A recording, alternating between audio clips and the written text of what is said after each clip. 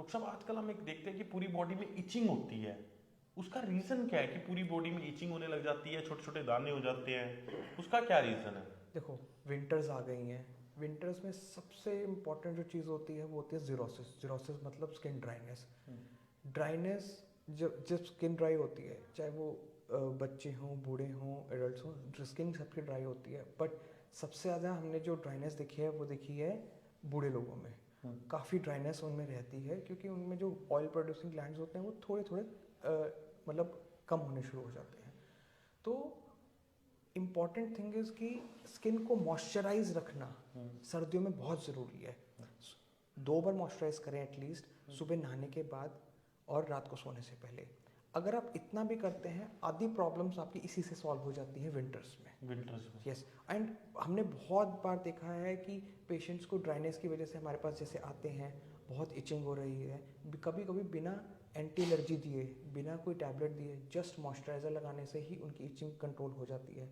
तो अगर आप मुझे पूछें कि विंटर्स में सबसे इम्पॉर्टेंट और सबसे कॉमन कारण इचिंग का क्या है, तो मैं कहूँगा ड्राइनेस। ड्राइनेस, और उसको हम क्योर कर सकते हैं। अच्छा सर, एक जो छोटे छोटे बारीक रेड रेड से पूरी बॉडी पे दाने हो जाते हैं, उसके रीजंस क्या रहते हैं सर? देखो, दाने तो बहुत वेग टर्म है। बहुत सारी चीज़ें होती हैं जो दाने करा सकती हैं।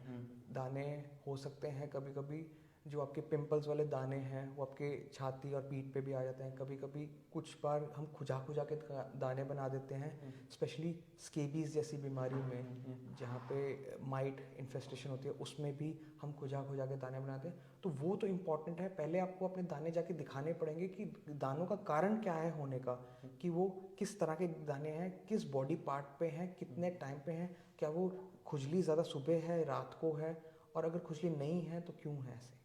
सर एक चीज़ और बता दीजिए कि कैसे कपड़ों को पहनना चाहिए जिससे हमारी इचिंग है जो कंट्रोल में रह सके।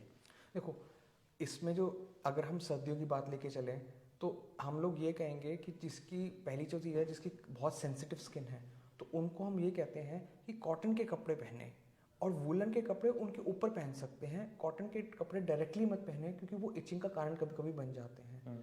और फिर भी अगर आप इन जनरल बात करें तो हम कहते हैं हल्के से लूज कपड़े पहने। सर आजकल तो टाइट कपड़े ये सब चीज़ों का फैशन है, तो उससे भी वो बहुत। हम ज़रूर कहते हैं कि लूज कपड़े पहने, ये बहुत मदद करता है।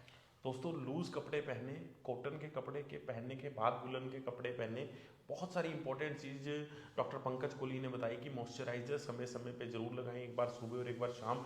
दवाई से ज़्यादा वो काम करता है। बहुत अच्छी चीज़ें बताई। अगर आपको भी लंबे समय से इचिंग की प्रॉब्लम है और आप घर पे बैठे ठीक नहीं हो रहे, तो आप हमारी स्क्रीन पर वो नंबर चल रहे हैं, आप इन पर संपर्क करके अपने आप को ठीक कर सकते हैं। धन्यवाद।